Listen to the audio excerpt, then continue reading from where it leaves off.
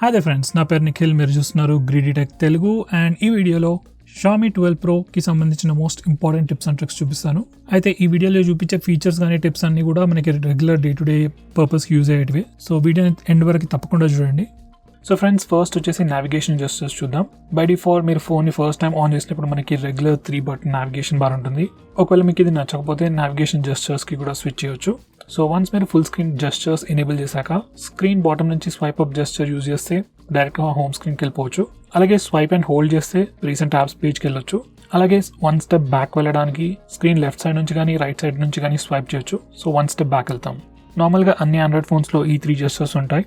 అది కాకుండా Xiaomi ఫోన్స్లో మనకి ఎక్స్ట్రా జెస్చర్ కూడా ఉంది. ఆ జెస్చర్తో మనం కరెంట్ అప్లికేషన్ని ప్రీవియస్ అప్లికేషన్తో క్విక్గా స్విచ్ చేయొచ్చు. సో ఈ పర్టికులర్ టాగల్ ఎనేబుల్ చేశాక swipe and hold gesture use చేయాలి. లెఫ్ట్ సైడ్ నుంచి కానీ లేకపోతే రైట్ సైడ్ నుంచి కానీ just swipe and hold.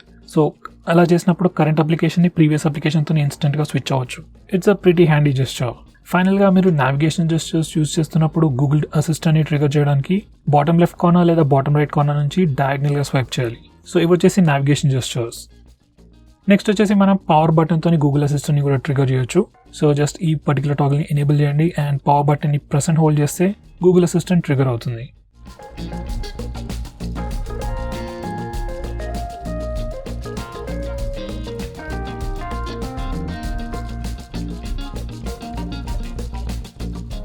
Next వచ్చేసి మనం ఈ ఫోన్లో స్క్రీన్ రిఫ్రెష్ రేట్ కూడా చేంజ్ చేయవచ్చు.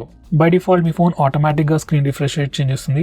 లైక్ మీరు గేమ్స్ ఆడేటప్పుడు హై రిఫ్రెష్ రేట్కి వెళ్తుంది అండ్ నార్మల్ యాప్స్ లేదా పీడిఎఫ్స్ చదివేటప్పుడు స్క్రీన్ రిఫ్రెష్ రేట్ తగ్గిపోతుంది. ఇలా ఆటో స్విచ్ యూజ్ చేస్తే బ్యాటరీ సేవ్ అవుతుంది అంటారు, కానీ స్లైట్గా యూజర్ ఎక్స్పీరియన్స్ డిఫర్ అయ్యే ఛాన్స్ ఉంది. సో ఎనీవే, ఈ ప్లేస్ నుంచి మనం fixed screen refresh rate choose చేసుకోవచ్చు. ఒకవేళ మీరు స్లైట్లీ బ్యాటరీ సేవ్ చేయాలనుకున్నట్టయితే default 60 Hz screen refresh rate select చేసుకోండి. నెక్స్ట్ వచ్చేసి మనకి ఫోన్లో డార్క్ మోడ్ కూడా ఉంది. డార్క్ మోడ్ లేదా డార్క్ థీమ్ అని కూడా చెప్పుకోవచ్చు. అండ్ వన్స్ ఈ ఫీచర్ ఎనేబుల్ చేశాక కంప్లీట్ సిస్టమ్ యూజర్ ఇంటర్ఫేస్ మొత్తం డార్క్ థీమ్లోకి వెళ్ళిపోతుంది. సో రెగ్యులర్ యాప్స్ కానీ stock applications and even some Google applications కూడా డార్క్ మోడ్కి వెళ్ళిపోతుంది. డార్క్ మోడ్ యూజ్ చేయడం వల్ల ఫోన్ బ్యాటరీ కన్సంప్షన్ కూడా స్లైట్లీ తగ్గుతుంది అండ్ నైట్ టైంలో కూడా ఐస్ మీద ఎక్కువ స్ట్రెస్ పడదు. నెక్స్ట్ వచ్చేసి మనకి ఈ ఫోన్లో పామ్ జెస్చర్ కూడా ఉంది. అండ్ వన్స్ ఈ ఫీచర్ ఎనేబుల్ చేశాక జస్ట్ ఫ్రంట్ కెమెరాకి లేదా రేర్ కెమెరాకి మన పామ్ చూపిస్తే మన ఫోన్ ఆటోమేటిక్గా 3 seconds తర్వాత పిక్చర్ తీసుకుంటుంది. సెల్ఫీస్ తీసుకోవడానికి ఈ పర్టికులర్ ఫీచర్ చాలా యూజ్ అవుతుంది.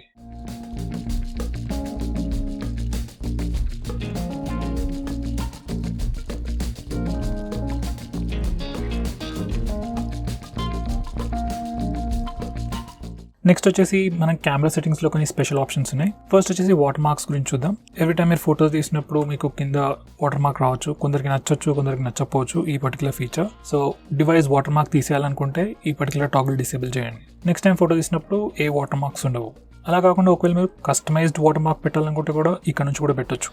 నెక్స్ట్ వచ్చేసి మీరు ఎవ్రీ టైం పిక్చర్ తీసుకున్నప్పుడు కెమెరా సౌండ్ రావచ్చు, లైక్ షటర్ సౌండ్ రావచ్చు. అది రావద్దు అనుకుంటే కెమెరా సౌండ్స్ డిసేబుల్ చేస్తే సరిపోతుంది.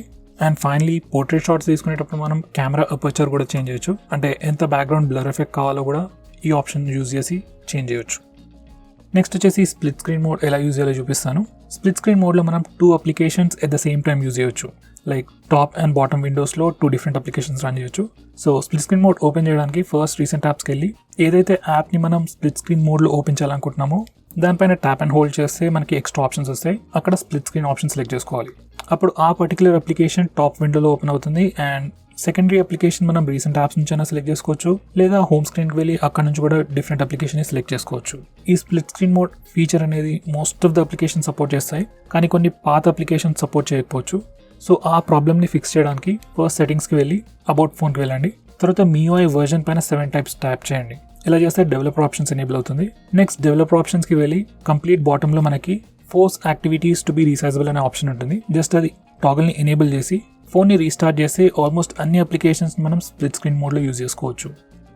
నెక్స్ట్ వచ్చేసి మనం ఈ ఫోన్లో ఆటోమేటిక్గా కాల్స్ కూడా రికార్డ్ చేసుకోవచ్చు. సో దానికోసం ఫోన్ సెట్టింగ్స్లోకి వెళ్ళి కాల్ రికార్డింగ్ సెక్షన్లోకి వెళ్ళాలి. అండ్ ఇక్కడ మనం రికార్డ్ కాల్స్ ఆటోమేటిక్లీ అని సెలెక్ట్ చేసుకుంటే all incoming calls and out going calls ఆటోమేటిక్గా రికార్డ్ అవుతాయి. అండ్ ఒకవేళ మీరు కావాలనుకుంటే ఓన్లీ స్పెసిఫిక్ నంబర్స్ నుంచి వచ్చే కాల్స్ మాత్రమే రికార్డ్ అయ్యేటట్టు కూడా సెట్ చేసుకోవచ్చు. నెక్స్ట్ వచ్చేసి మనం డిస్ప్లే స్క్రీన్ ఆన్ టైం లేదా స్లీప్ టైం చేంజ్ చేయాలనుకుంటే ఈ పర్టికులర్ ప్లేస్కి వచ్చి మనం చేంజ్ చేసుకోవచ్చు.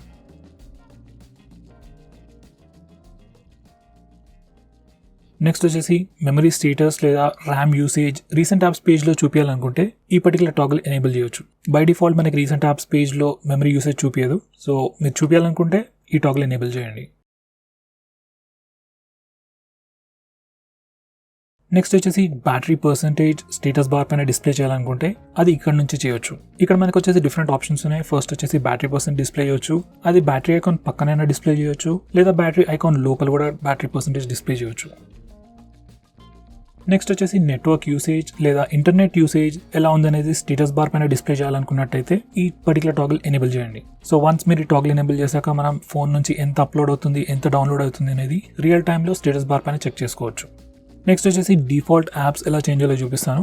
సో ఈ ఫోన్లో మనం default email app, default gallery app, default camera application, default video player అలా మనం డిఫాల్ట్ అప్లికేషన్ సెట్ చేయొచ్చు. లైక్ ఎవ్రీ టైం మీరు వీడియో ఓపెన్ చేసినప్పుడు లేదా ఫోటో ఓపెన్ చేసినప్పుడు మీ ఫోన్ ఊరికే ఏ అప్లికేషన్తో ఈ పర్టికులర్ ఫైల్ని ఓపెన్ చేయాలని అడగదు.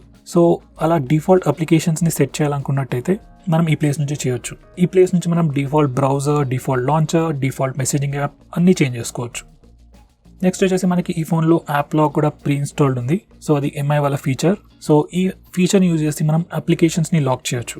సో లెట్స్ ఏ మీకు నెట్ బ్యాంకింగ్ యాప్స్ కానీ లెట్స్ ఏ వాట్సాప్ ఆర్ ఫేస్బుక్ని కూడా లాక్ చేయాలనుకున్నట్టయితే మీరు ఈ యాప్ లాక్ ఫీచర్ని యూజ్ చేసుకోవచ్చు. అండ్ ఒకవేళ మీరు కావాలనుకున్నట్టయితే ఈ లాక్డ్ అప్లికేషన్స్ని ఫింగర్ ప్రింట్ స్కానర్తోని లేదా ఫేస్ అన్లాక్తోని కూడా అన్లాక్ చేయొచ్చు. సో బేసికలీ ఈ పర్టికులర్ ఫీచర్ బేసికలీ ప్రైవసీ కోసం. నార్మల్గా మీరు ఫోన్ అన్లాక్ చేసే వరకు ఇచ్చినప్పుడు వాళ్ళు యాక్సిడెంటల్గా కానీ ఇంటెన్షనల్గా కానీ మీ ప్రైవసీ రిలేటెడ్ యాప్స్ని ఓపెన్ చేయకుండా ఉండడానికి ఉంటుంది.